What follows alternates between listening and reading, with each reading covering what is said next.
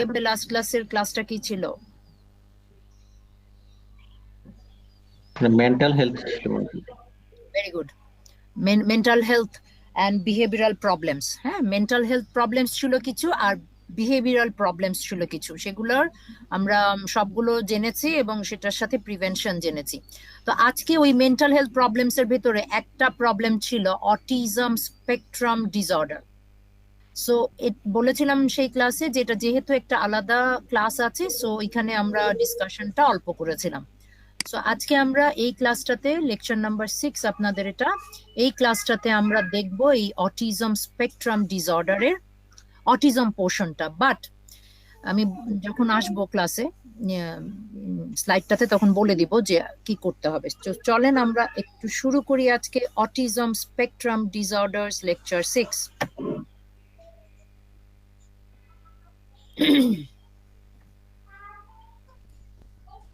So these are our learning objectives. আমরা আজকে cover করব স্পেকট্রাম ডিসঅর্ডার কাকে বলে, সংক্ষেপে এটাকে এএসডি বলে, অটিজম স্পেকট্রাম ডিসঅর্ডার। এটা সাইন সিমটমস, এটার ম্যানেজমেন্টের ভিতরে ডায়াগনোসিস, স্ক্রিনিং অ্যান্ড ট্রিটমেন্ট, এইটুকুই আমাদের আজকের কভারেজ। সো গত ক্লাসে এই importance of mental health in children আমরা বেশ ভালোভাবেই আলোচনা করেছি, সো এটাতে আমি যাব না। আচ্ছা, সো গত ক্লাসে আমরা এই স্লাইডটা দিয়েই শুরু করেছিলাম common mental health disorders in children. তার ভিতরে ছিল depression, ADHD, anxiety disorder, autism spectrum disorders, eating disorders, elimination disorders। তার ভেতরে আজকে আমরা বাকিগুলো যেহেতু ডিসকাশন হয়ে গেছে, আজকে আমরা এই অটিজম স্পেকট্রাম ডিসঅর্ডারটা পড়ব। So autism spectrum disorder in short ASD কি জিনিস এটা? সো এটা কিন্তু আপনাদেরকে ইনভেরিয়েবলি আমরা কোশ্চেন করি ভাইভাতে, very important for you. Neurodevelopmental disorder, আপনারা যখন এই অটিজম স্পেকট্রাম ডিসঅর্ডারের ডেফিনিশনটা বলবেন তখন লেকচার 6 থেকে বলার চেষ্টা করবেন। এইটা লেকচার 6, লেকচার 5-এও আছে, যেহেতু অল্প একটু করে শুধু ডেফিনেশনটা দেওয়া আছে, বাট লেকচার 6 থেকে অটিজম স্পেকট্রাম ডিসঅর্ডারের এই ডেফিনেশনটা বলবেন। It's a neurodevelopmental disorder characterized by difficulties in social interaction, verbal and non-verbal communication, and repetitive behaviors. So এই তিনটা হচ্ছে তাদের characteristic. Difficulties in social interaction করতে তাদের প্রবলেম হয়, ভার্বাল অ্যান্ড নন ভার্বাল কমিউনিকেশনে তাদের প্রবলেম হয়, এবং তাদের কিছু রিপিটেটিভ বিহেভিয়ার থাকে। So the term spectrum refers to the wide range of symptoms, skills, and levels of impairment or disability that children with ASD can have. So this is autism spectrum disorder. A autism spectrum disorder, according to DSM-5, DSM means Diagnostic and Statistical Manual of Mental Disorder 5 মানে addition 5 2013 category করেছে ASD গুলোকে। কয়টাতে দেখেন? Number 1 only autism, number 2 Asperger syndrome, number 3 pervasive developmental disorder, number 4 Rett syndrome, number 5 childhood disintegrative syndrome। এখন এখানে একটা কথা আছে, এই স্লাইডের ভিতরে বা এই লেকচারের ভেতরে অটিজম সম্পর্কেই বলা আছে, বাকি যে 4টা আছে সেই সম্পর্কে বলা নাই। বাট আপনাদের head of the department ma'am পরীক্ষার হলে বাকিগুলো কি এক লাইন করে জানতে চায়, কোশ্চেন আউট করে দিলাম, ঠিক আছে? যেমন অ্যাসপারজার সিনড্রোম কাকে বলে। সো আপনি যদি একটু গুগল করে এক লাইন জিনিসটা জেনে নেন আপনার জন্য ভালো হবে, ঠিক আছে? না পারলে সমস্যা নেই, পারলে হয় না কিছু এক্সট্রা মার্কস, সবাই ভালো করছেন তার ভিতরে কাকে একটু ভালো মার্কস দেওয়া যায়, সবাই এ পাচ্ছেন, এ প্লাস কাকে দেওয়া যায়, সেরকম চিন্তা করা হয়, তখন এই ধরনের কোশ্চেন গুলো একটু করা হয়, ঠিক আছে? সো এজন্য এই 4টা পয়েন্ট মাস্ট নো না, কিন্তু good to know, better to know, এরকম টাইপের আর কি, ঠিক আছে? সো এএসডির ক্যাটাগরিগুলো তাহলে কি কি হলো, এই 5টা জিনিস আমাদেরকে একটু বলতে পারতে হবে, ঠিক আছে? তাহলে গেলাম পরের স্লাইড। এখন অটিজম স্পেকট্রাম ডিসঅর্ডার এর ইটিওলজি অর কারণ যদি আমরা খুঁজি, তাহলে মেডিকেলের ভাষায় প্রথম কারণ যেটা, সেটা হচ্ছে নট নোন অথবা আননোন, এবং এটা ইনিশিয়ালি ডিসক্রাইব করা হতো as a disorder of parenting or refrigerator mother's. মানে প্যারেন্টিং করতে না পারলে, ঠিক মতো খেয়াল করতে না পারলে, তখন মনে করা হতো অটিজম হয়। এই জন্যই বাচ্চা ডাকলে সাড়া দেয় না, মা মনে হয় কথাবার্তা বলে না, মা সারাক্ষণ বাচ্চার সাথে কমিউনিকেশন সেরকম নাই, বাবা মা ভালো করে বাচ্চাকে বড় করছে না, প্যারেন্টিং এ প্রবলেম, সেই জন্য এই ডিজিজটা হয়। এটা প্রথমে মনে করা হতো, কিন্তু এখন না। ঠিক আছে। আর কিছু আছে নিউরোবায়োলজিক ডিসঅর্ডার কজ, যে এই ডিজিজটা হ্যাঁ একটা জেনেটিক ইনভলভমেন্ট পাওয়া যায় অথবা এনভায়রনমেন্টাল ইন্টারাকশনের এনভায়রনমেন্ট পাওয়া যাচ্ছে। এগুলো নিয়ে এখনো অনেক রিসার্চ চলছে, এটার কোনো কনক্লুশন হয় নাই, রিসার্চ হচ্ছে, সামনে আমরা আরো নতুন নতুন তথ্য পাবো। আরেকটা দেখা গেছে যে এটা অ্যাবনর্মালিটিজ ইন ব্রেইন ডেভেলপমেন্ট। এইসব বাচ্চাদের যাদেরকে সাসপেক্ট করা হয় যে অটিজম থাকতে পারে, তাদেরকে ব্রেইন এমআরআই, সিটি স্ক্যান, এই ধরনের একটা টেস্ট দেওয়া হয়, এবং সেখানে দেখা যায় যে তাদের শেপে অ্যান্ড স্ট্রাকচারে, ব্রেইনের শেপে এবং স্ট্রাকচারে কিছুটা পার্থক্য আছে। ঠিক আছে, আছি আমরা সাথে নাকি আমি ডিসকানেক্টেড? জি ম্যাডাম আছি। Very good. আচ্ছা, তাহলে আমরা ইটিওলজি গুলো দেখলাম। বাট একটা জিনিস যেটা আমাদের, বিশেষ করে আমাদের ডেভেলপিং কান্ট্রিজ গুলোতে মানুষের অ্যাওয়ারনেস লেভেল যেহেতু কম, সেহেতু একটা মনে করে যে ভ্যাকসিনেশনের সাথে এটার কোনো সম্পর্ক আছে কিনা। So no link to vaccination supported in রিসার্চে কোথাও বলে নাই বাচ্চাদের যে ভ্যাকসিনেশন গুলো দেওয়া হয়, এপিআই শিডিউল ভ্যাকসিন গুলো যে দেওয়া হয়, সেটার সাথে অটিজমের কোনো সাপোর্ট এখনো পাওয়া যায়নি। বাট ওই যে একই কথা, রিসার্চ চলছে, সামনে আমরা আরো নতুন তথ্য জানতে পারবো। ঠিক আছে, আচ্ছা এবার যাই। হ্যাঁ, সো জেনেটিক্স এর ভিতরে যে কথাটা বলা হয়েছে, previous study suggested strong genetic role. এরকম আইডেন্টিক্যাল টুইনস যারা, who share the exact same genetic code, if one has ASD, the other twin also has ASD in nearly 9 out of 10 cases. If one sibling has ASD, the other sibling have 35 times the normal risk of also developing the disorder. So এই জন্যই বলা হচ্ছে একটা genetic linkage এদের মধ্যে আছে এই ASD নিয়ে। ঠিক আছে, আচ্ছা এখন দেখেন, এখানে আমি রিসার্চটা দেইনি, BSMMU তে 2017-এ প্রায় 3,000-3,500 পপুলেশনের উপরে, স্যাম্পলের উপরে অটিজমের প্রিভ্যালেন্স দেখার জন্য একটা স্টাডি করা হয়েছে। আপনারা সার্চ দিলে এটা পাবেন, বিরাট স্টাডি BSMMU থেকে।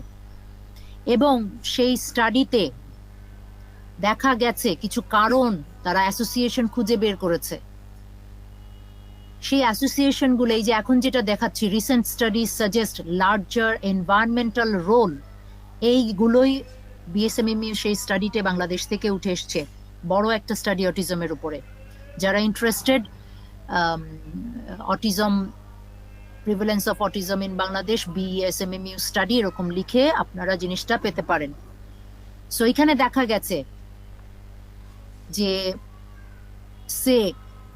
Caesarean section, premature delivery, environmental toxins, এই ধরনের complication during birth and during pregnancy যখন থাকে, এই জিনিসগুলোর সাথে অটিজমের একটা লিঙ্ক পাওয়া গেছে BSMMU স্টাডিতে, এবং তারা বলেছে এটা। ঠিক আছে, সো তাহলে এই এনভায়রনমেন্টাল রোলগুলোকে এই অনেকগুলো স্টাডি আসলে দেখে এই জিনিসগুলো কারণ হিসেবে বলা হচ্ছে যে ফ্যামিলি মেডিকেল কন্ডিশন একটা রোল প্লে করছে। যদি ফ্যামিলিতে কারো কোনো মেডিকেল কন্ডিশন থাকে, ক্রনিক কোনো কন্ডিশন, অথবা এই যে আগের জনের ASD আছে, ওদের ফ্যামিলিতে যদি ASDর হিস্ট্রি থাকে, তাহলে পরবর্তী জেনারেশনে ASDর হিস্ট্রি পাওয়ার সম্ভাবনাই বেশি, লিঙ্ক পাওয়া গিয়েছে। প্যারেন্টাল আদার ডেমোগ্রাফিক ফ্যাক্টরস, এটাও এনভায়রনমেন্টাল রোল তারা লিঙ্কেজ পেয়েছে যে very young age or after 35 যদি প্রেগনেন্ট হয় এল্ডারলি, তাদের সাথে এই অটিজমের লিঙ্কেজ পাওয়া গিয়েছে। তবে মনে রাখতে হবে এগুলো যেহেতু medical science day to day up to date হয়, সো এগুলোর আরো রিসার্চ প্রয়োজন, বাট সাজেস্টেড টপিকগুলো হচ্ছে, পয়েন্টগুলো হচ্ছে এগুলো। হ্যাঁ, এক্সপোজার টু টক্সিনস, এই যে এনভায়রনমেন্টাল এক্সপোজার হচ্ছে, বাতাসের লেডের পরিমাণ এত বেশি, আপনার আমার বাসার ভিতরে এসি আছে, ফ্রিজ আছে, বিভিন্ন ধরনের অ্যারোসল স্প্রে করছি ফ্র্যাগ্রেন্সের জন্য, ইনসেকটিসাইডের জন্য, আপনি যে খাবারটা ফুড অ্যাডাল্টারি হচ্ছে সেটা, এগুলো সব বলছে যে এনভায়রনমেন্টাল টক্সিন যতগুলো আছে, এই টক্সিন গুলো বলা হচ্ছে অটিজমের সাথে লিংক আছে।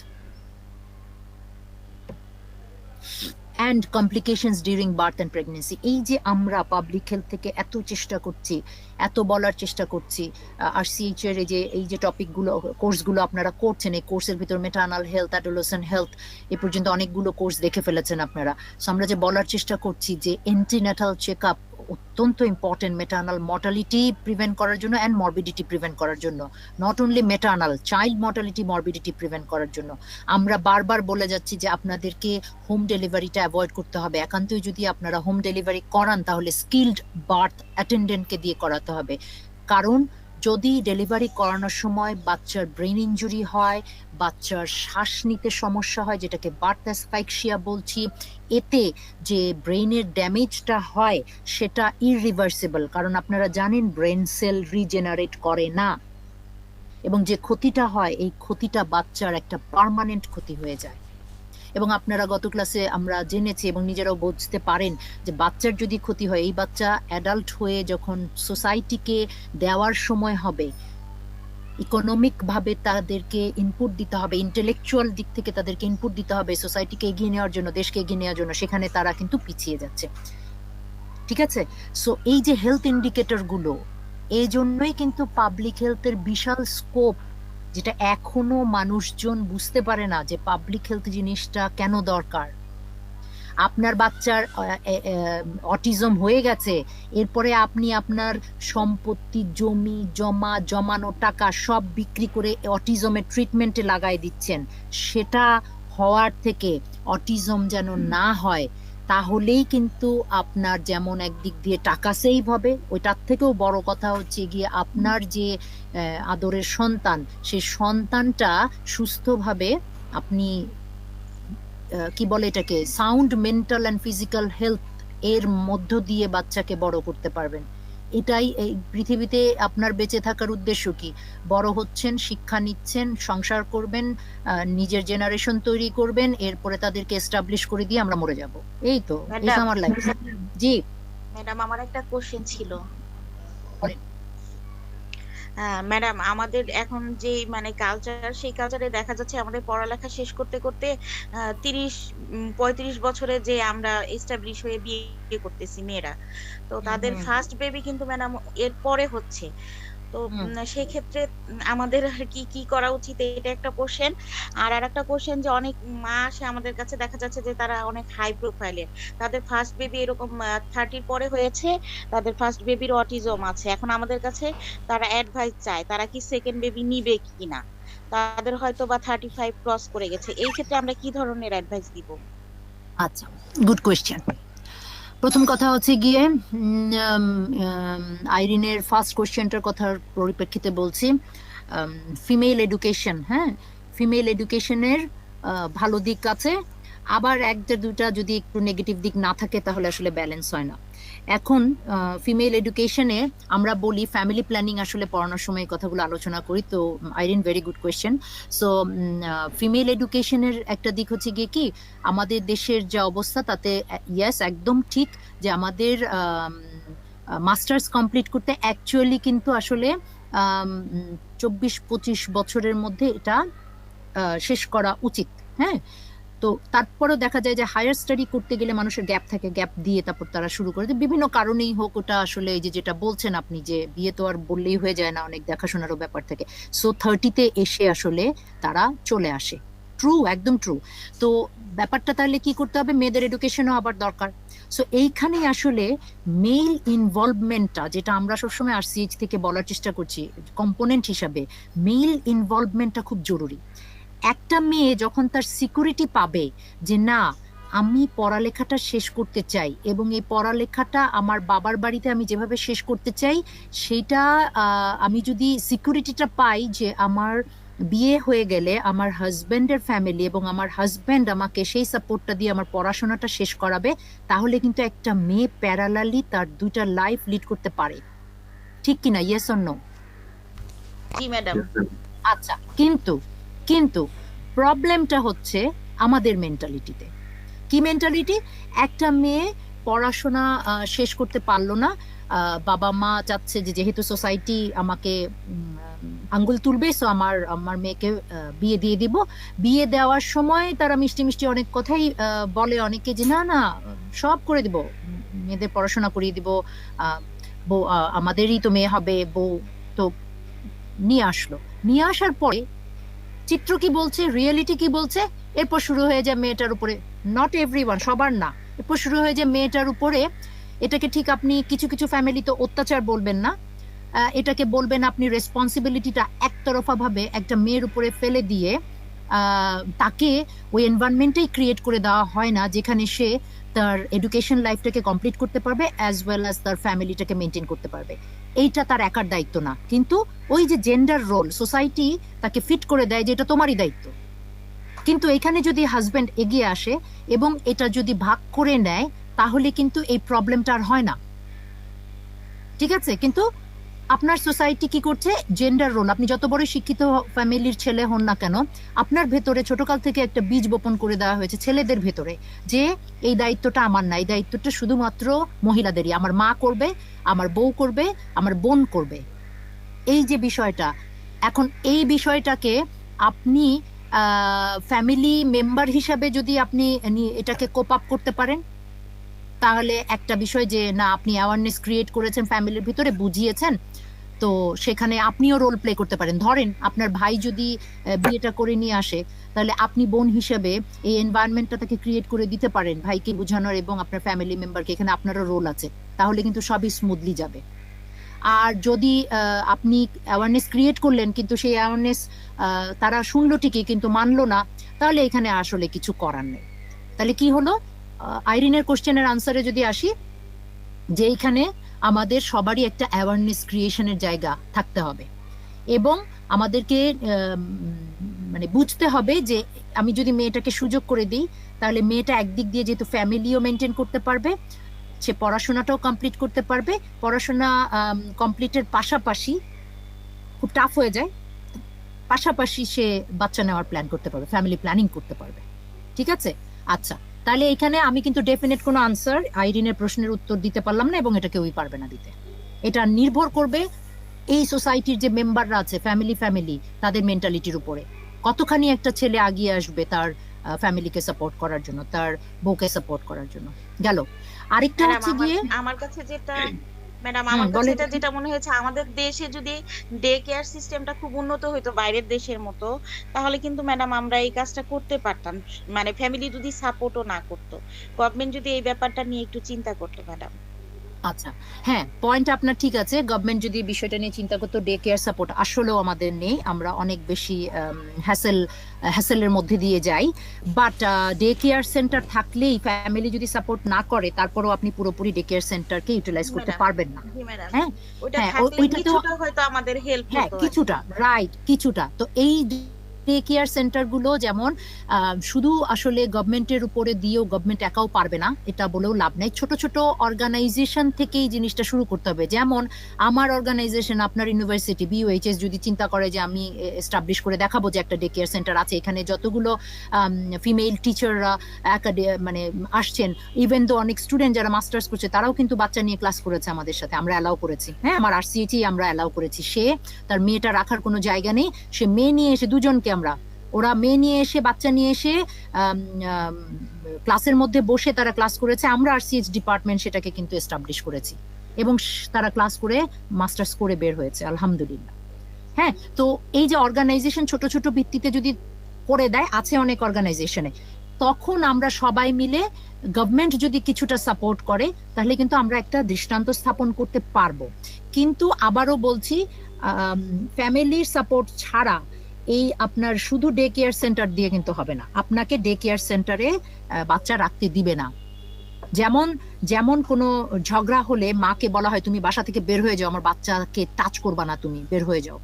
এই যে একটা ব্যাপার আছে, সেই ব্যাপারটা কিন্তু ডে কেয়ার সেন্টারেও সময়ও মিস ইউজ হতে পারে আর কি। তবে আইরিন, আপনার কথা একদমই ঠিক, ডে কেয়ার সেন্টার হলে আমাদের জন্য ভালো। ঠিক আছে, তবে তবে আইরিন এটাও নিশ্চয়ই শুনেছেন যে ডে কেয়ার সেন্টারে বহু ধরনের ঘটনা ঘটে। ঠিক আছে, ম্যাডাম, আমাদের সিসিটিভি ফুটেজ। সিআরপি থেকে একটা ডে কেয়ার সেন্টার আমাদের দিয়েছে অফিসিয়ালি। ওইখানে আমাদের জন্য ক্লোজ সার্কিট ক্যামেরা বসানো হচ্ছে, যাতে রাইট, আমরা দেখতে পারি যে বেবিদেরকে সাথে কি রাইট, করা হচ্ছে, আর রুটিন রাইট, করে দেওয়া রাইট, হয়েছে আমার বাচ্চাকে কখন কি করানো হবে। আর আমাদের একজন সুপারভাইজার গুড। আছে, উনি মাঝে মাঝে ঝটিকা মানে চালায়, কোনো টাইম রাইট, রাইট, টেবিল ছাড়া। মনিটরিং, যে কোনো জিনিসের মনিটরিং একটা বিষয়, বিশাল বিষয়। সেন্টারগুলো এস্টাবলিশ হবে অর্গানাইজেশন থেকে, সবচেয়ে ভালো হয়। আর হচ্ছে গিয়ে মনিটরিং এর বিষয়টা থাকতে হবে, তাতে হয় কি মাটাও তার ফুল পটেনশিয়াল দিতে পারে। এই যে তখন চিন্তা করবে যে আমি আমার কাজে ফুল পটেনশিয়াল দিব, এবং তাতে করে কি হবে, ওই মহিলাটার যেরকম এম্পাওয়ারমেন্ট হবে, উন্নতি হবে, পাশাপাশি আপনার দেশের উন্নতি হবে। এবার আসি আপনার সেকেন্ড আনসারে, কোশ্চেনের আনসারে। সেটা হচ্ছে গিয়ে কি, এল্ডারলি প্রাইমি, যারা যারা প্রথম বাচ্চাটা বেশি বয়সে হয়, সেই বাচ্চাটার এফেক্টেড হওয়ার চান্স সবচেয়ে বেশি থাকে। কিন্তু সেই বাচ্চাটা হয়ে যাওয়ার পর সেকেন্ড বাচ্চা, তাদের সাধারণত দেখা যায় যে এফেক্ট হওয়ার চান্সটা কমে আসে, বাট একদম জিরো থাকে না। তো সেক্ষেত্রে আপনি যখন আপনার কাছে পেশেন্ট এসে, হাই প্রোফাইলের হোক আর যেটাই হোক, এসে যখন জিজ্ঞেস করছে, আপনার অ্যাডভাইস থাকবে যে হ্যাঁ আপনার চান্স আছে, যেহেতু অটিজম হয়েছে আগের আগের বাচ্চার, আপনি দেখতে পাচ্ছেন যে জেনেটিক একটা লিঙ্কেজ আছে, আপনাকে কাউন্সিলিং করে দিতে হবে যে হ্যাঁ, ও পরের বাচ্চাটার চান্স আছে, থাকতে পারে অটিজম হওয়ার, বাট হবে এরকম গ্যারান্টি নাই। সো আপনাকে আমি কাউন্সিলিং করে দিলাম যে চান্স আছে, এটা জেনেও ডিসিশন নেবেন আপনি, মানে ওই মাটাকে বলবেন আপনি, ডিসিশন নেবেন আপনি, ডিসিশন আপনার এবং আপনার হাজবেন্ডের, যে আপনি সেকেন্ড বেবিতে যাবেন কিনা। ঠিক আছে, এটাকে বলা জি হয় ম্যাডাম। কাউন্সেলিং। তো জি কাউন্সেলিং ম্যাডাম। মানে কি, আপনি কোনো ডিসিশন চাপিয়ে দিচ্ছেন না, আপনি ভালো দিক খারাপ দিক দুটাই বলে দিচ্ছেন, ডিসিশন নিবেন হচ্ছে গিয়ে যিনি কাউন্সেলিং নিতে আসছেন তিনি। সো আপনাকে আনসারটা এভাবেই দিতে হবে। ওকে, আচ্ছা, জি ম্যাডাম। এখন চলেন তাহলে, অনেকগুলো প্রশ্ন এটা রিলেটেড আমরা বলে ফেললাম, আনসার করে ফেললাম। সো আমরা পরবর্তীতে চলে যাই। এখন প্রিভ্যালেন্স অফ এএসডি, দেখেন আমি একদম লেটেস্ট একটা ইনফরমেশন দিয়েছি। 2020-তে এত বাজে একটা বছর, এত বাজে একটা বছর, আল্লাহ মাফ করুক আমাদেরকে। ইন 2020 সিডিসি মানে কি, centre for disease control. Very good, centre for disease control, এই পাবলিক হেলথে থাকবো, আর সিডিসি, ইউনিসেফ, আইসিপিডি, এগুলো আমাদের জানতে হবে, হ্যাঁ, সবসময় মাথায় রাখতে হবে। So CDC reported that approximately 1 in 54 children in US is diagnosed with autism spectrum disorder according to 2016 data, যেটা এস্টাবলিশ হয়েছে 2020-তে। ঠিক আছে, boys are 4 more times more likely to be diagnosed with autism than girls. And nationwide survey on young children with autism spectrum disorder by BSMMU, একটু আগে আমি যেটার কথা বলছিলাম, in Bangladesh 2017 finds বাংলাদেশে প্রিভিলেন্স কত, 17 per 10,000 babies in Bangladesh diagnosed with disorder, this ASD. ঠিক আছে, এটা very important.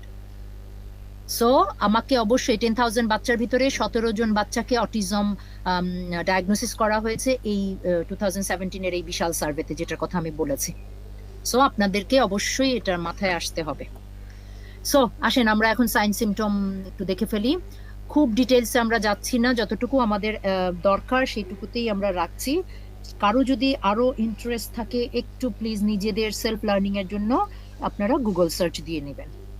Okay, so symptoms of autism spectrum disorder vary from one child to the next, but in general, they fall into two areas: social impairment, difficulties with social communication, and repetitive and stereotype behavior. ঠিক আছে, যেমন ধরেন একটা বাচ্চা কোনো একটা গ্রুপে, social কোনো একটা ফাংশনে আপনি নিয়ে যান, সেখানে সে কমিউনিকেট করতে পারবে না, সে মিশতে পারবে না, সে ডাকছে তাকে, সে আই কন্টাক্ট করতে পারবে না, সে নিচের দিকেই তাকিয়ে থাকবে, ভার্বাল নরভার্বাল কোনো ধরনের কমিউনিকেশন সে এস্টাবলিশ করতে পারবে না, এবং সে একটা পার্টিকুলার রুটিনের ভিতরে থাকবে। যেমন ধরেন সকালবেলা এই ধরনের বাচ্চারা যদি সকালবেলা ঘুম থেকে উঠে তার যদি কাজ হয় যে টিভির রিমোটটা নিয়ে খেলবে, তাহলে প্রতিদিন সকালবেলা সে ঘুম থেকে উঠে ওই একই কাজ করবে, একই জিনিস করবে। ঠিক আছে, পার্টিকুলার একটা বিহেভিয়ারের মধ্যে সে থাকবে, ফিক্সড বিহেভিয়ারের ভিতরে থাকবে, রুটিনের ভিতরে থাকবে। এই দুটো বা তিনটে যদি আপনি বলেন যে social impairment, verbal non verbal communication তার ফেইলিওর হবে, এবং রিপিটেটিভ বিহেভিয়ার, এইটাই মেইনলি ধরা হয়। এখন আমি আপনি যদি সরাসরি এই বাচ্চাগুলো কেউ না দেখে থাকি, তাহলে এটা আসলে ডায়াগনোসিস করার আমাদের দায়িত্ব না।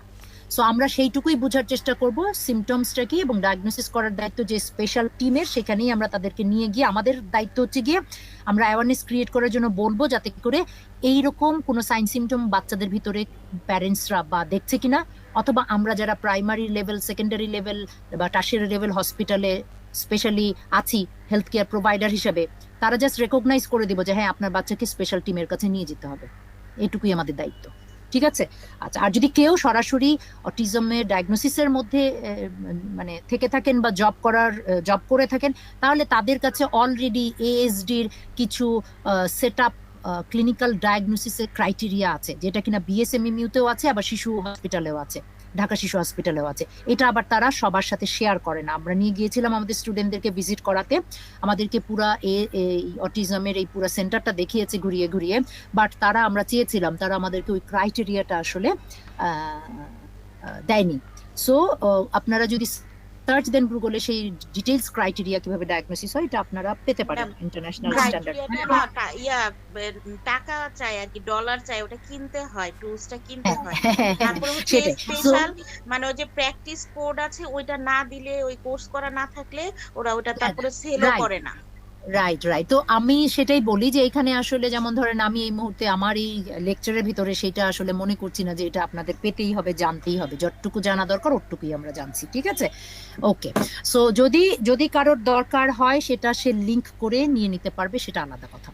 এখন আসেন আমরা DSM-5 ক্রাইটেরিয়া অনুযায়ী, যেটা আমরা বললাম DSM কি জিনিস, আমরা already diagnostic statistical manual of mental health criteria 5 edition, সেইটার অনুযায়ী, এটা একটা ম্যানুয়াল, সেই ম্যানুয়াল অনুযায়ী এই সিমটম, সাইন সিমটমকে, এএসডি সাইন সিমটমকে এভাবে ভাগ করা আছে, যেটা কিনা আপনাদের একটু জানা থাকা ভালো। সেটা হচ্ছে পার্ট এ তে দেওয়া আছে সোশ্যাল কমিউনিকেশনে তারা কি ধরনের প্রবলেম ফেস করবে, কিরকম, যেমন ডেফিসিটস ইন সোশ্যাল ইমোশনাল রেসিপ্রোসিটি, মানে ওই যে সোশ্যালি মিশতে পারবে না, সোজা কথা। তারপরে নন ভার্বাল কমিউনিকেশনে তাদের প্রবলেম হবে। Relationship, developing and maintaining relationship appropriate to the developmental level. তো যখন তার 2 বছর বয়স বাচ্চার, তখন যে সে আরেক 2 বছরের বাচ্চার সাথে বা প্যারেন্টসদের সাথে তার যে একটা কমিউনিকেশন ডেভেলপ করা বা রিলেশনশিপ ডেভেলপ করা, সেইটা আসলে সে পারে না। তার মানে কি, ওই যে আমরা গ্রোথ অ্যান্ড ডেভেলপমেন্ট লেকচারে মাইলস্টোন গুলো পড়েছিলাম, দ্যাট ইজ ভেরি ইম্পর্টেন্ট। ঠিক আছে, এগুলো আমি বুঝবো কোথায়, ওই মাইলস্টোন গুলো, বয়স অনুযায়ী মাইলস্টোন গুলো কি, সেটার ভেতরে যদি কোনো প্রবলেম হয়, তাহলে আমাদের ভেতরকার ব্রেইনের অ্যালার্ম বাজতে হবে যে এই বাচ্চাকে আমার ডাক্তারের কাছে নিতে হবে। হতে পারে সেটা অটিজমের কারণে, হতে পারে সেটা অন্য ডেভেলপমেন্টাল ডিলে, যে কোনো কারণেই হতে পারে। ঠিক আছে, তাহলে পার্ট 1 এ আছে সোশ্যাল, এতে আছে সোশ্যাল কমিউনিকেশন গুলো প্রবলেম হবে। পার্ট বি তে আছে ওই যে রেস্ট্রিক্টেড অর রিপিটেটিভ বিহেভিয়ার। ঠিক আছে, সো ওই যে তার কথা, একই কথা সে বারবার উচ্চারণ করবে, একই মোটর মুভমেন্ট করবে, একই অবজেক্ট ইউজ করে খেলবে। ঠিক আছে, এক্সেসিভ অ্যাডহিয়ারেন্স টু দ্য রুটিন, একই রুটিনে স্টিক থাকবে, এই ধরনের তার কিছু। কে আসলো এখন, দাঁড়ান 1 মিনিট, আমার ইসেটা এত স্লো, ঘন্টা লাগে। কে আসছে, বন্যা সম্ভবত, এই যে বললাম না যে স্লো, হ্যাং হয়ে গেছে নাকি? আসসালামু আলাইকুম খালু। এই তো আছি ম্যাম ভালো, আপনি আসসালামু কেমন আলাইকুম। আছেন? ওয়ালাইকুম আসসালাম, মামুদা ভালো আছেন? জি ম্যাম ভালো আছি আলহামদুলিল্লাহ। আচ্ছা, এইভাবে যদি একটু দেখা যায় তাহলে আমি হ্যাঁ এভাবেই খালু, কন্টিনিউ করি, বুঝছেন? কারণ ওই যে কেউ ঢুকতে চাইলেই আমাকে আবার স্লাইড শো থেকে সরে আসতে হচ্ছে, ওটা টাইম নিয়ে নিচ্ছে। তাহলে আমরা এইভাবে একটু কন্টিনিউ করে আশা করি দেখতে ম্যাডাম পাচ্ছি। দেখা যাচ্ছে। ওকে, থ্যাংক ইউ। সো তাহলে দেখেন, ডিএসএম ক্রাইটেরিয়া অনুযায়ী খালু বুঝি বোথ না, part A and B must be present two diagnose. তাহলে এই দুটাই হচ্ছে আসলে ইজিতে মেজর ক্রাইটেরিয়া, ঠিক আছে? সো এই ক্রাইটেরিয়া দুটা আমাদের মনে রাখা দরকার। ভালো এছাড়াও আছেন পার্ট আপনারা সবাই? সি, সিমটম মে বি যাতায়াত প্রেজেন্ট ইন বেড়ায় আর্লি যান। চাইল্ডহুড, কিছু সিমটমের কথা চাইল্ডহুডে আসেন থাকতে আসেন। পারে সেটা বলেছে। আরেকটা হচ্ছে পার্ট ডি, যেটা symptoms causes clinically আমি significant বলতে পারেন, আমি ক্লাসে impairment তো in খালু ক্লাস social, করতেছি occupational, এগুলো। other important area of current functioning। আচ্ছা এই খালু, ভালো ডিটেলস গুলো থাকেন, আমি হ্যাঁ? আসলে আলোচনা আসসালামু করতে আলাইকুম। চাচ্ছি না। শুধু জেনে রাখেন এখানে কিছু পার্ট সি ডি ই আছে, যেগুলো আর কি ম্যান্ডেটরি না। ম্যান্ডেটরি হচ্ছে পার্ট এ আর বি মাস্ট বি প্রেজেন্ট থাকতে হবে ডায়াগনোসিসের জন্য। আর আমরা জেনে ফেলেছি পার্ট এ আর পার্ট বি কি জিনিস। এবার চলেন, এখন যদি মাইলস্টোন অনুযায়ী আমরা সিমটমস গুলো একটু বোঝার চেষ্টা করি। ওগুলো তো বুঝলাম যে এক ধরনের সিমটম, সোশ্যাল ইন্টারাকশন, এগুলো। কিন্তু মাইলস্টোন অনুযায়ী আসলে আমরা যদি রেড ফ্ল্যাগস, মানে রেড অ্যালার্ট যেটাকে বলে, সেটা যদি আমরা একটু জানতে চাই, তাহলে আমি এভাবে এই জিনিসটাকে পসিবল ইন্ডিকেটর হিসেবে আমরা জানতে পারি। যেমন, does not babble or point or make meaningful gesture by 1 year of age। দেখেন, এটা কিন্তু আমাদের মাইলস্টোন অনুযায়ী। Does not speak one word by 16 months, does not combine two words by 2 years, does not respond to name, loses language or social skill, বলতে পারে না কথা, poor eye contact, very important, ওদের আই কন্ট্যাক্ট থাকে না, poor eye contact। এছাড়া আর কি আছে, does not seem to know how to play with toys or excessively lines up toys or other object। ও একটা জিনিস দিয়েই সাংঘাতিকভাবে অ্যারোগেন্টলি খেলতে থাকে, ঠিক আছে? And is attached to one particular toys or object. এই যে একটু আগে বললাম যে রিমোট দিয়ে খেলবে, তাহলে ওই রিমোট দিয়েই প্রতিদিন সে খেলবে, অন্য কিছু সে নিবে না। Does not smile or interact joyfully, at times seems to be hearing impairment. ঠিক আছে? তাহলে এই যে সিমটমস গুলো, এই সিমটমস গুলো আমাদের জানতে হবে। এছাড়া very early indicators that require evaluation by an expert, এরও আগের আরো আর্লি ইন্ডিকেটর, যেটা কিনা আপনাকে মাথায় বেল বাজাতে হবে যে এইটা কেন হচ্ছে, আমার বাচ্চাকে ডাক্তারের কাছে নিতে হবে। সো একই জিনিস, একটু আগে যেগুলো বললাম সেই জিনিসগুলো এখানে আসলে বলা হয়েছে। একটু আগে যেটা বললাম, এই যে দেখেন, আমি একটু বলে দিই, এখানে কনফিউশনে কিছু নেই। এই যে এটা যে বললাম রেড ফ্ল্যাগ সাইন, এই সাইনগুলোকে আমরা নিয়ে নিয়েছি ভেরি আর্লি ইন্ডিকেটরের মধ্যে।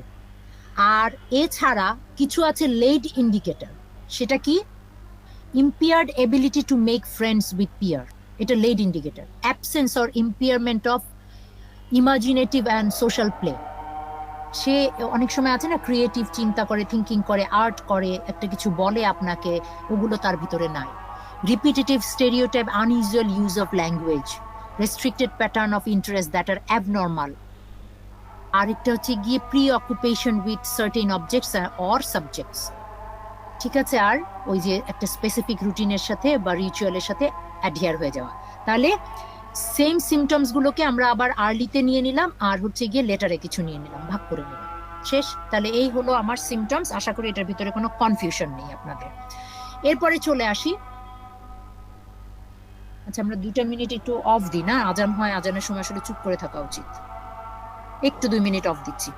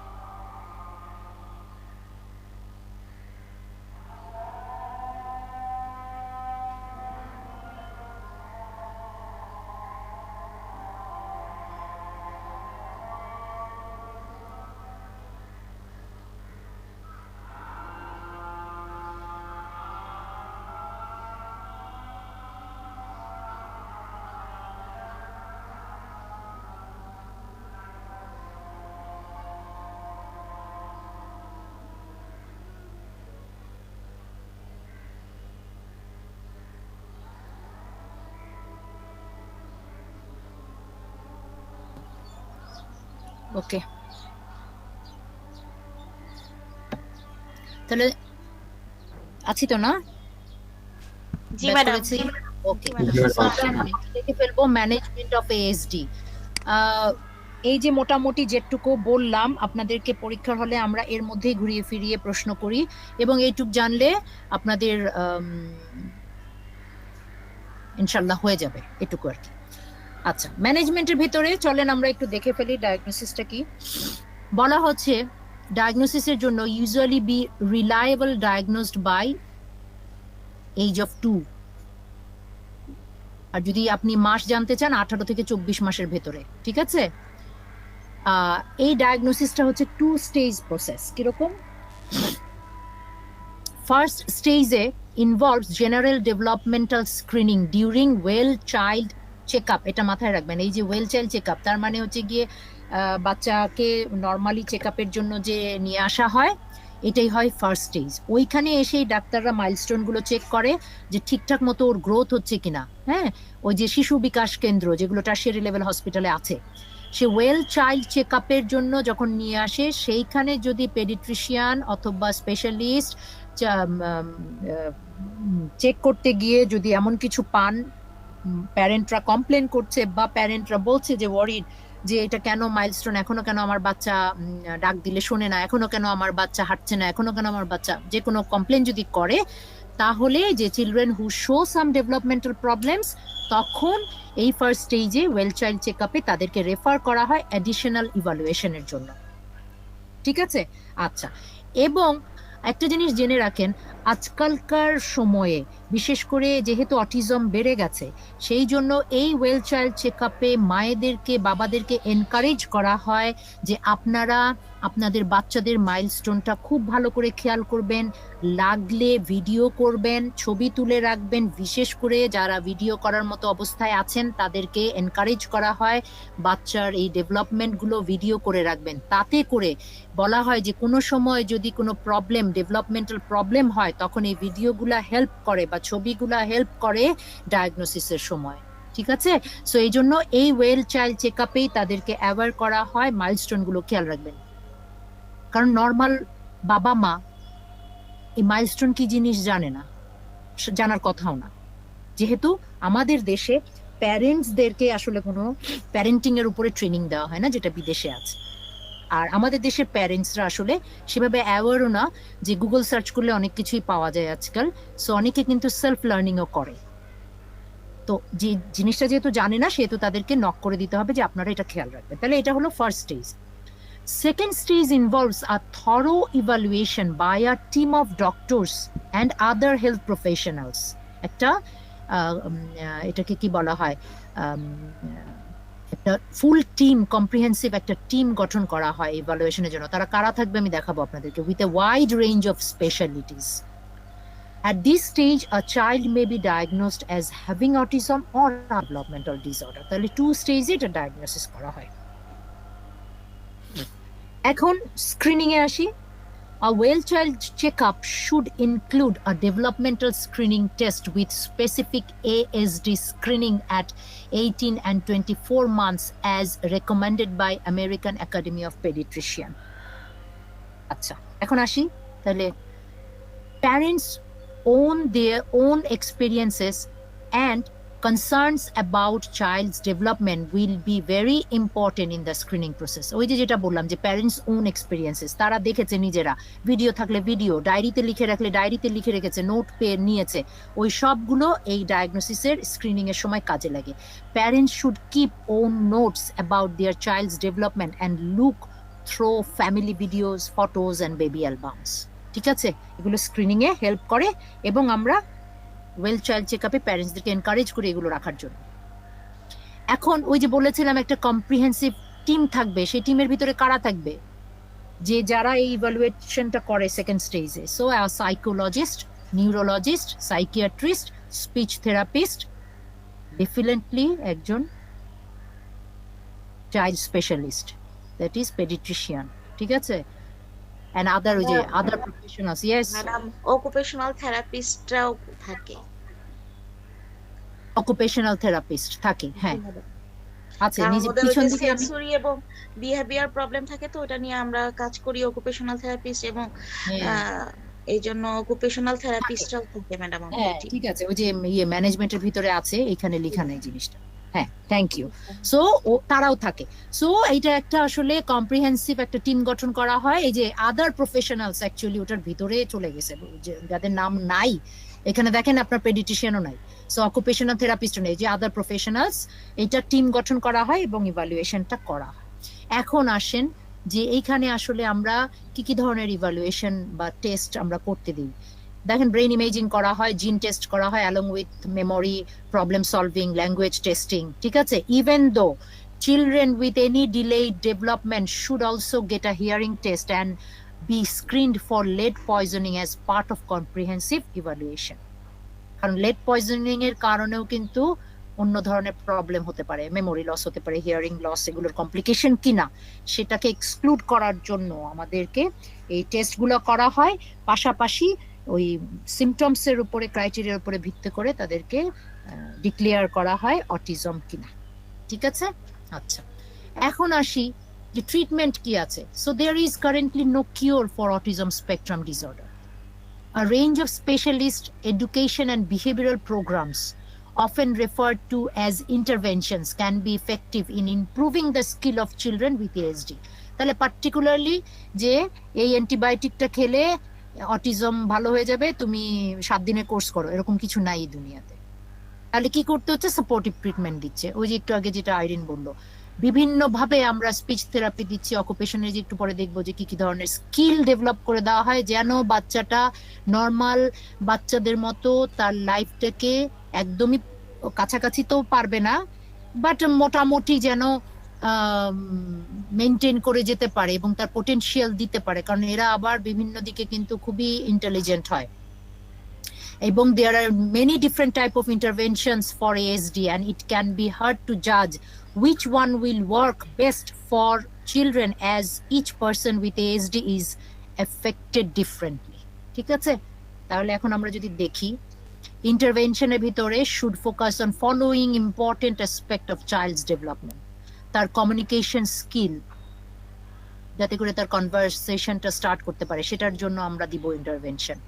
সোশ্যাল ইন্টারাকশন ডেভেলপ করার জন্য তাকে ইন্টারভেনশন দেওয়া হয়, তার কগনিটিভ স্কিল ডেভেলপ করার জন্য ইন্টারভেনশন দেওয়া হয়, একাডেমিক স্কিল ডেভেলপ করার জন্য ইন্টারভেনশন দেওয়া হয়, রিডিং, রাইটিং, ম্যাথস, এগুলোর জন্য। তাকে আর্লি ইন্টারভেনশন সার্ভিস গুলো যেন পায়, সেই জন্য তাকে ব্যবস্থা করা হয় এই ট্রিটমেন্টের মধ্যে। এবং টাইপ অফ ট্রিটমেন্টের ভিতরে অ্যাকচুয়ালি যদি আপনি ব্রড হেডিং এ বলেন কিভাবে দেওয়া হয়, এই যে স্কিলগুলো, সেই স্কিলগুলো তৈরি করার জন্য অ্যাপ্রোচ দেওয়া হয়, যেটাকে বিহেভিয়ার এন্ড কমিউনিকেশন অ্যাপ্রোচ বলছি, যেটা একটু আগেই দেখালাম স্কিলগুলো। এছাড়া এর ট্রিটমেন্টের জন্য তার একটা ডায়েটারি অ্যাপ্রোচ করা হয়, এটা আপনারা জানেন তো না? তার একটা জি স্পেশাল ডায়েট জি ম্যাডাম, জি ম্যাডাম, মেনটেন করা হয়। বলেন তো কি তাকে অ্যাভয়েড করতে বলা হয়, কোন diet? Madam gluten free right, খাবার দেওয়া হয়। আর হচ্ছে ইয়েস, হাই ক্যালোরিটা অনেক সময় স্টপ করা হয়, এটা বাচ্চাকে স্ক্রিনিং করে তারপরে তার কতটা ক্যালোরি লুজ করতে হবে সেটা চার্ট করে দেওয়া হয়।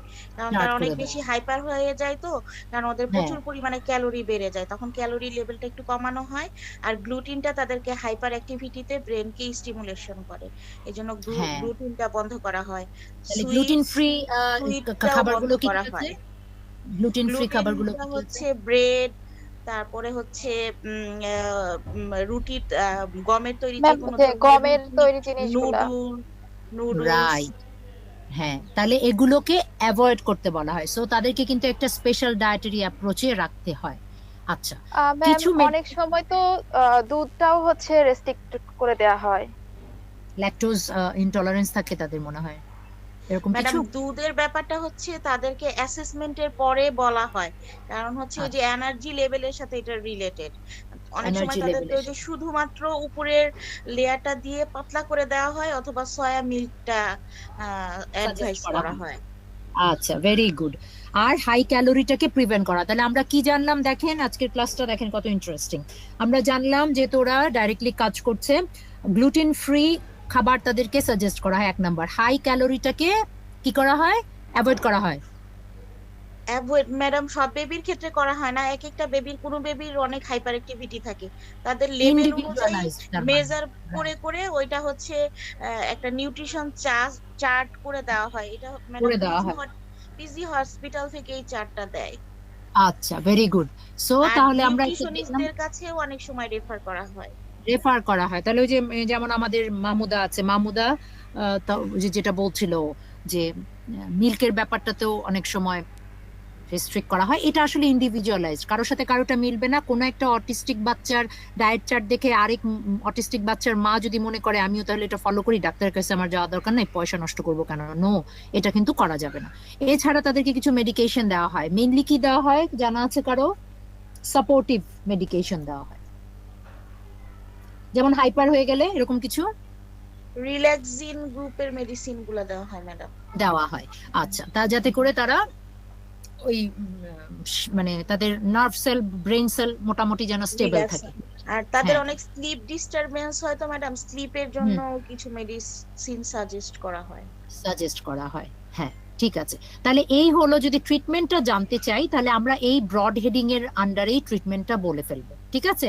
এখন তাহলে ট্রিটমেন্ট যদি আপনাদেরকে জিজ্ঞেস করা হয় এটা কি কোনো ট্রিটমেন্ট আছে, তো পার্টিকুলার কোনো ট্রিটমেন্ট নেই, বাট ট্রিটমেন্টের আওতায় আমরা কি কি করছি, একদিকে তাদের বিহেভিয়ার এন্ড কমিউনিকেশন অ্যাপ্রোচ গুলো করছি, তার ভেতরে এই যে এগুলো দেখে ফেললাম যে communication skill, social interaction, cognitive skill, academic skill বাড়ানোর জন্য আমরা যেখানে যেখানে তাদের যাওয়ার, তাদের যদি হিয়ারিং আর কোনো থেরাপির দরকার হয় তাহলে সেই থেরাপিগুলো দিচ্ছি। ডায়েটারি অ্যাপ্রোচটা মেনটেন করা হচ্ছে, তাদেরকে কিছু মেডিকেশনের আন্ডারে রাখা হচ্ছে। এই তো, তাহলে মোটামুটি হচ্ছে এই হচ্ছে লাইন অফ ট্রিটমেন্ট, এটাকে বলা হয় লাইন অফ ট্রিটমেন্ট। এখন আসেন, এইগুলো আমি আসলে খুব ডিটেলস যাব না।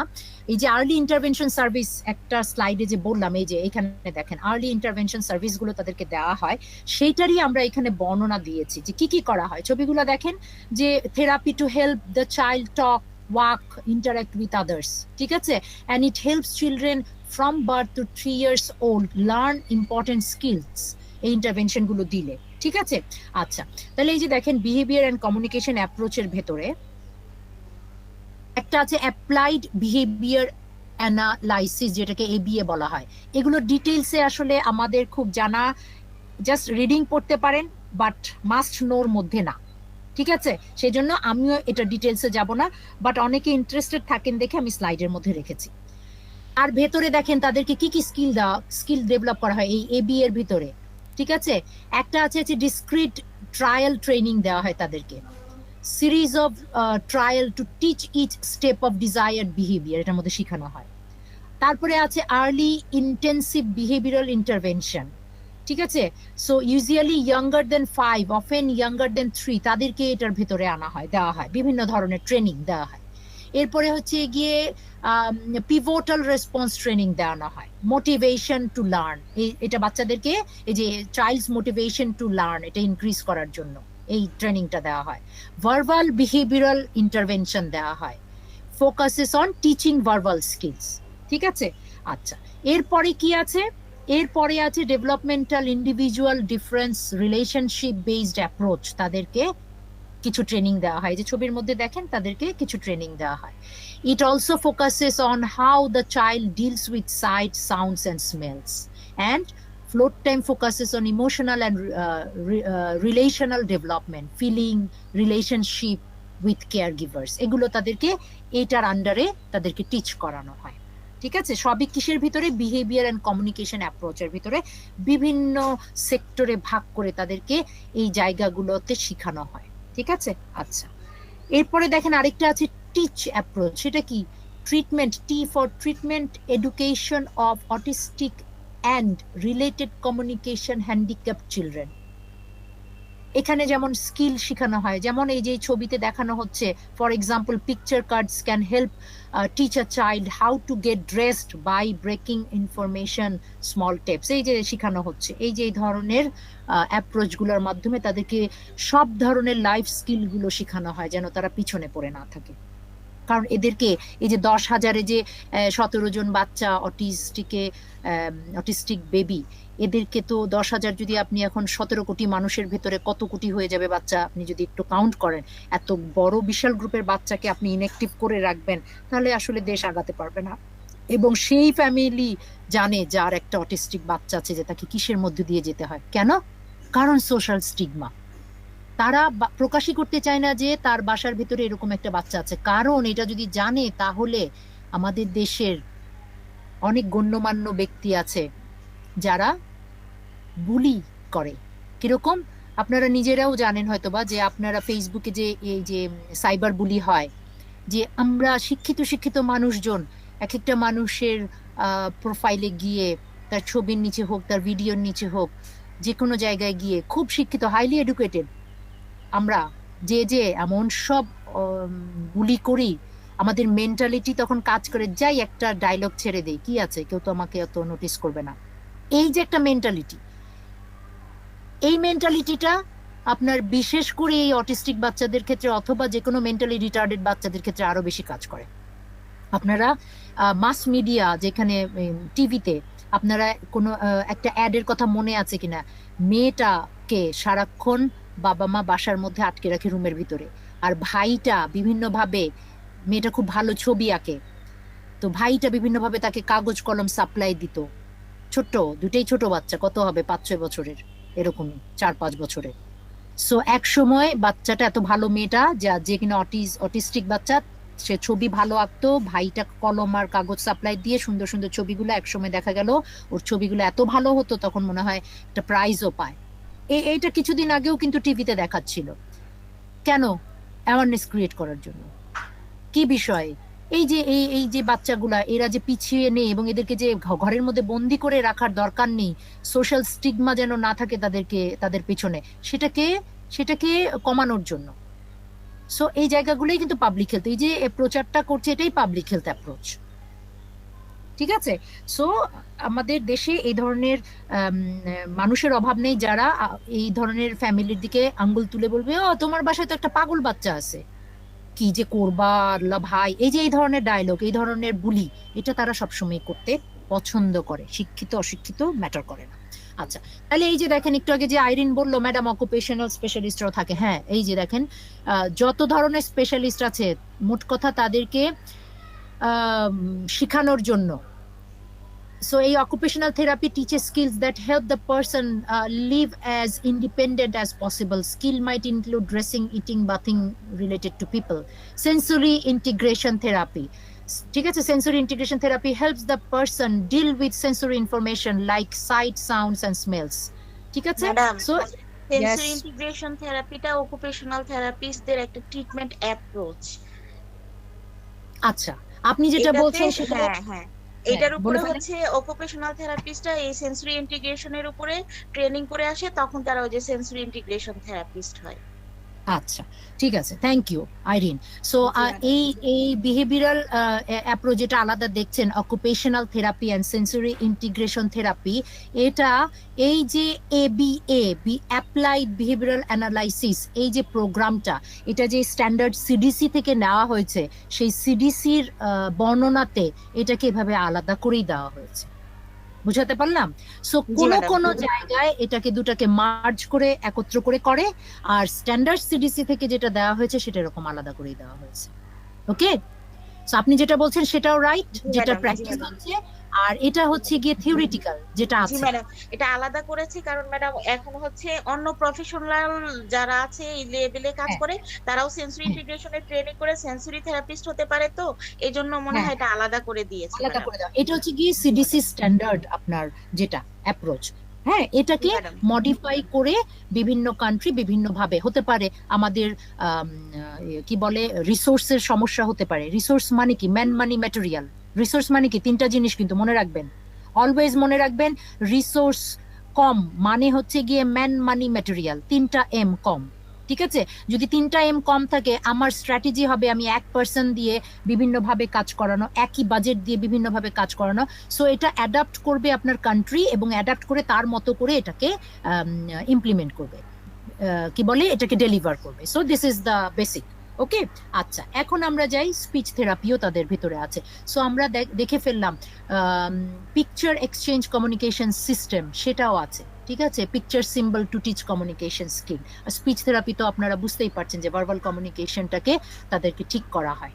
হ্যাঁ, সো এগুলো হচ্ছে গিয়ে আপনার as a whole behavioural and communication approach, যেটা আমরা জানতে পারলাম, ট্রিটমেন্টের একটা লাইন পেলাম। এখন আমরা আসি এএসডি প্রোগ্রাম ইন বাংলাদেশ কি আছে। ঠিক আছে, দেখেন প্রথমে a major barrier to improve the health and well-being of children and families touched by autism are dearth of knowledge and expertise in recognizing the symptom of ASD, আমাদের নলেজের ঘাটতি আছে এবং এক্সপার্টিজের ঘাটতি আছে। আইরিন যেটা বলছে যে এই যে ওদের অর্গানাইজেশনের মাধ্যমে যে সেবাটা আসছে, এই সেবাগুলো আরো বেশি বেশি আসতে হবে, কারণ 2017 এর ডাটা, বিএসএমএমইউ ডাটা বলছে যে বাংলাদেশে হিউজ পরিমাণ অটিজম আছে এবং এইটা প্যারেন্টসরা জানেই না যে তার বাচ্চা অটিজমে আক্রান্ত, 1 নাম্বার। 2 নাম্বার, প্যারেন্টসরা জানে কিন্তু কোথায় নিয়ে যেতে হবে সেটা জানে না। 3 নাম্বার, কোথায় নিয়ে যেতে হবে সেটা জানে কিন্তু ওইখানে এক্সপার্টিজ লোকজনের অভাব আছে, সার্ভিস প্রোভাইডারদের কিছু নলেজ না, এই সব ধরনের এক্সপার্টিজ, এদের ট্রেনিং এর প্রয়োজন হয় এই জিনিসগুলোতে। সো এখন যেহেতু বাংলাদেশে এএসডি প্রোগ্রাম চলে এসছে, সেই কারণে অনেক ডক্টর, অনেক health care provider, not only doctor, health care প্রোভাইডার্সদেরকে যারা এটার সাথে জড়িত, যেগুলো আমরা দেখলাম কম্প্রিহেন্সিভ টিম, তাদের সবাইকে ট্রেনিং এর আওতায় আনানো হচ্ছে এবং ডে বাই ডে আমরা ইনশাল্লাহ সামনের দিকে পজিটিভ দিকে এগিয়ে যাব, আমরা এই এএসডি কে খুব সুন্দর করে হ্যান্ডেল করতে পারবো। ঠিক আছে, ম্যাডাম আমি একটা জিনিস শেয়ার করতে চাই। অবশ্যই বলেন প্লিজ। আমরা এত কাউন্সিলিং করার পরেও যখন আর কি আমরা থেরাপি করাই, তখন অনেক বাবা মা মানে আনএডুকেটেড যারা, তারা তো বলে, অনেক বাবা মা বলে ও এগুলো তো খেলাধুলা করা, এগুলো তো একটু হাত ধরে টানাটানি করা, এগুলো আমরা বাসায়ই করতে পারবো, এখানে আসার দরকার নাই। এই তো মানুষজনের, আমাদের আসলে জিনিসটা আমরা বুঝতেই পারি না, ওদেরকে প্রথমে এই বাবা মাকেই বুঝাতে হবে, কারণ বাবা মাকে বুঝাতে না পারলে ওরা কখনোই ডাক্তারের কাছে কেয়ার সিকিং, ডাক্তার মিন্স আমি বলতে চাচ্ছি হেলথ কেয়ার প্রোভাইডারদের কাছে নিয়ে আসবে না। ওই যে যেমন নর্মাল ডেলিভারি করাতে গেলে, আমি একটা এক্সাম্পল দিই, নর্মাল ডেলিভারি করাতে গেলে যে একটা প্রসিডিওর মেনটেন করতে হয়, এটা মানুষরা বেশিরভাগই জানে না, বলে বাচ্চা তো নর্মালি হয়েছে, আপনাকে আমি টাকা দিব কেন, হাসপাতালে আসার পর সিজার করলে না টাকা নিবেন, আপনি কেন নর্মাল ডেলিভারি করানোর জন্য টাকা নিবেন, ওটা তো বাচ্চা এমনিই হয়েছে। এখন এটা বুঝতে পারে না যে নর্মাল ডেলিভারিও একটা প্রসিডিওর মাধ্যমে করতে হয়। ঠিক তেমনি আপনি যে এক্সাম্পলটা দিলেন, এটাই যে এই খেলাধুলা করাবো, এটা আমি পয়সা দিয়ে করাবো, এত পয়সা আমার না, এটা বাসায় গিয়ে আমি করাতে পারবো, কিন্তু এটা যে একটা স্পেশাল কেয়ার, একটা টেকনিকের মাধ্যমে ওদেরকে শিখাতে হয়, এটা আসলে ওরা বুঝতে পারে। আর কিছু, আর কোনো অভিজ্ঞতা আইরিন? ম্যাডাম আরো তো মজার আছে, একজন প্যারেন্ট আসছে, ব্যাগ হ্যাঁ, নিয়ে আসছে, থেরাপি কি কি দিবেন দেন, আমি ব্যাগে ভরে নিয়ে যাব। আল্লাহ, কষ্টও লাগে আবার হাসিও লাগে। আছে এরকম অদ্ভুত অদ্ভুত মানুষজন, আসলে তাদেরও দোষ না, আমাদের সমাজটাই এরকম। ওই যে আমি সবসময় একটা এক্সাম্পল দেই, আপনার দেশে 60 to 70% মানুষ হচ্ছে এডুকেশনটা কম, আর 40% মানুষের এডুকেশন আছে, সেই 40% মানুষের ভিতরে নাম দস্তখত যারা করতে পারে তাদেরকেও এডুকেটেড পার্সন হিসেবে ঢুকানো 40%-এর ভিতরে। আর যেখানে 60%-এর ভিতরে এডুকেশনটা কম, সেইখানে নলেজের লেভেলটা অবশ্যই কম। আর এই যে এই 60% রেশিওকে নিয়েই কাজ করতে হবে, কারণ মেজরিটি তারাই। সো আপনাকে বুঝে নিতে হবে, যে কোনো হেলথ সেক্টরে, যে কোনো পাবলিক হেলথ অ্যাওয়ারনেস ক্রিয়েট করতে হলে আপনাকে অনেক বেশি পরিশ্রম করতে হবে। ঠিক আছে, তো আমরা এখন একটু আগাই। বাংলাদেশের ডেভেলপমেন্টাল প্রোগ্রাম, যেগুলো এএসডি প্রোগ্রাম বলে পরিচিত, তার ভিতরে একটা আছে প্রতিবন্ধী সেবা ও সাহায্য কেন্দ্র। ঠিক আছে, এটা একটা আছে, এটার একটা বর্ণনা দেওয়া আছে কি করতে হবে। আমাদের নামটা একটু মনে রাখতে হবে যে বাংলাদেশে এএসডি প্রোগ্রাম আছে কিনা। ইয়েস আছে। প্রথমেই বলতে হবে গভর্নমেন্টের তরফ থেকে আমাদের মাননীয় প্রধানমন্ত্রীর কন্যা, ওনার নাম সাইমা অজিত। সাইমা ওয়াজিদ পুতুল, উনি কিন্তু এটা পায়োনিয়ার, উনি এই এসডি প্রোগ্রামটাকে হাইলাইট করেছে বাংলাদেশে, এবং বিএসএমএমইউ এর মাধ্যমে এই প্রোগ্রামটা সারা বাংলাদেশে চলছে। এছাড়াও এই যে প্রতিবন্ধী সেবা ও সাহায্য কেন্দ্র, এটাও আপনাদের একটা জায়গা যেখানে ডেভেলপমেন্টাল প্রোগ্রাম চলছে। ঠিক আছে, ওয়ান স্টপ মোবাইল সার্ভিস দিচ্ছে তারা। অটিজম সেন্টার আছে বিভিন্ন জায়গায়, সিআরপি বলেন, এই যে ঢাকা ক্যান্টনমেন্টে প্রয়াস বলেন, স্পেশাল চাইল্ড নিয়ে তারা কাজ করে, মহাখালীতে আছে অটিজমের বাচ্চা, প্রতিটা ঢাকা শিশু হসপিটাল, বিএসএমইউ এবং সবগুলো টার্সিয়ারি লেভেল হসপিটালে Shishu Bikash Kendra, early childhood development centre, ECD centre আছে। সেখানে প্রথমেই first stage well child check up যেটা সেখানে করা হচ্ছে, সেখান থেকেই যাদেরকে প্রয়োজন তাদেরকে সেকেন্ড স্টেজে ইভালুয়েশনের জন্য পাঠানো হচ্ছে। যখন ডায়াগনোসিস হয়ে যাবে যে হ্যাঁ এএসডি তে আক্রান্ত, সেখান থেকে তখন অটিজমের যে স্পেশাল কেয়ার যেখানে যেখানে দেওয়ার সেই আলাদা আলাদা সেন্টারগুলোতে তাদেরকে রেফার করা হয়। ঠিক আছে, এই হচ্ছে গিয়ে আমাদের বাংলাদেশে প্রোগ্রামগুলো চলছে।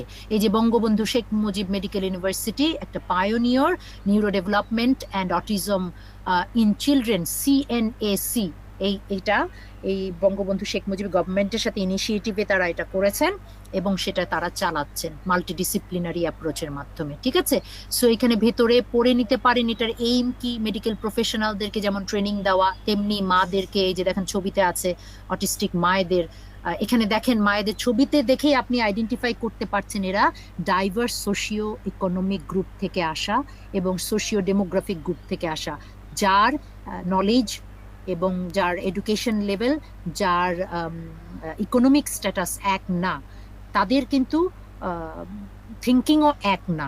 সো এদেরকে ট্রেনিং দেওয়া খুব সহজ কথা না। ঠিক আছে, so this is all about today's lecture. এখন হচ্ছে গিয়ে আমি আসলে ওয়ারি ডাইরেক্টর লেকচার শুরু করা ঠিক হবে কিনা, মনে হয় একটু আগেও একটা ক্লাস করেছেন তাই না, মিথিলা ম্যামের ক্লাস করেছেন না? ম্যাডাম আজকে ম্যাডামের ক্লাসে ডিসকাশন হয়েছে। আচ্ছা, তাহলে কি আমি মানে এখন 10 মিনিট আছে, আমি কি 10 মিনিটে আরেকটা লেকচার শুরু করব? আপনারা যদি বলেন না ম্যাডাম তাহলে আমি করব।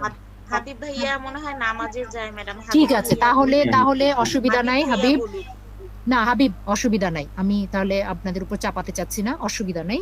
আমি নেক্সট ক্লাসে এটা পড়াবো, ম্যাল নিউট্রিশন। আর একটা ইম্পর্টেন্ট আছে, তিনটা ক্লাস আমার আর লাগবে আপনাদের এটা শেষ করতে। কিন্তু ম্যাডাম আপনাকে আজকে স্পেশাল থ্যাঙ্কস, আমার কিছু কিছু কনফিউশন ছিল, যদি আমি এটা নিয়ে কাজ করি আপনার কাছ থেকে ওই জিনিসগুলো জানতে পেরেছি। Welcome dear, welcome. জি ম্যাডাম, আমার কাজই হচ্ছে আপনাদের যতটুকু আমার সাধ্যে কুলায় আপনাদের কনফিউশনটা দূর করা, এই জন্যই তো লার্নিং, এই জন্যই তো আপনাদের এই কোর্সটা এতটুকু হলো, এই যে কনফিউশন দূর হয়েছে এটাই আমাদের সার্থকতা। ঠিক আছে, আচ্ছা, কোনো প্রশ্ন না থাকলে আমরা আসলে শুক্রবার তো আমরা ক্লাসটা শেষ করব। কোনো প্রশ্ন? মেরি আপু কি আছে? মেরি আপু মনে হয় আপনাকে একটু থ্যাঙ্কস জানাবে, মেরি আপুর একটা খুশির খবর আছে। আচ্ছা, এখন আসি মেরি আপুর খুশি খবরটা। আমি অলরেডি মেরি আমাকে ফোনে জানিয়েছে, কংগ্রেচুলেশনস, আমরা মেরিকে অন্তর থেকে কংগ্রেচুলেশনস দিচ্ছি। যখন এই যে আরসিএইচ থেকে আপনারা এই ধরনের খুশির খবর শোনান, আমরা খুব ভালো লাগে আমাদের। সো ইনশাল্লাহ মেরি, আপনার জন্য best wishes. Thank you ma'am. বাকি সবারদের জন্য বেস্ট উইশেস, যে যেখানে আপনারা নিজেদেরকে নিয়ে যেতে পারবেন, আমাদের থেকে খুশি আর কেউ হবে না। Thank you ma'am, thank you সবাইকে, সবার সহযোগিতায় আমি এটা করতে পেরেছি। ইনশাল্লাহ আমরা সামনেও সবার জন্য এই সহযোগিতাটা আমরা চালু রাখতে চাই। আর আগামীকালকের কথা ভুললে হবে না, আগামীকালকে রবিবার রাত 8:30টার সময় প্লিজ অ্যান্ড প্লিজ যার যার টাইটেলটা ফিক্স করে নিবেন, না হলে কিন্তু নিজেদেরই লেট হয়ে যাবে। ঠিক আছে? জি ম্যাম। আইরিন, আপনি যে সেক্টরে আছেন এই সেক্টরে কাজ করার চিন্তা ভাবনা করেন। মমতাজ, আপনি বিএসসি এখন ইন করবেন, সেখানে আপনি ডাটা কালেকশন ইজি হবে এরকম চিন্তা করেন। আর মাহমুদা, আপনি যেটা বলেছিলেন সম্ভবত ডক্টর শারীরের সাথে আপনি কথা বলেছেন, সো আপনি থিংক করেন যে ওই লাইনে কিছু করতে পারেন কি? ম্যাম আমি একটু চেঞ্জ করেছি, সেটা হচ্ছে আমি এখন মেনস্ট্রুয়াল হাইজিন নিয়ে চিন্তা করছি। ঠিক আছে, আপনি মিনস্ট্রুয়াল হাইজিনটাই প্রেজেন্ট করেন রবিবার দিন, দেখেন আমরা কি বলি আপনার সবটুকু শুনে। ঠিক আছে? আচ্ছা, আর হাবিব, আপনার যেখানে সুবিধা হবে। আমি যে জেনারেল ডায়াবেটিস মেলাইটাস আর চাইল্ড ডিসেবিলিটি, এই দুটার থেকে যে কোনো একটা করতে চাচ্ছি।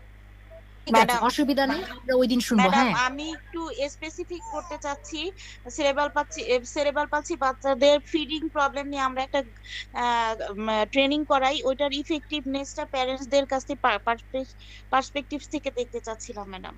ওকে, কোনো অসুবিধা নেই, ভেরি গুড, অসুবিধা নেই।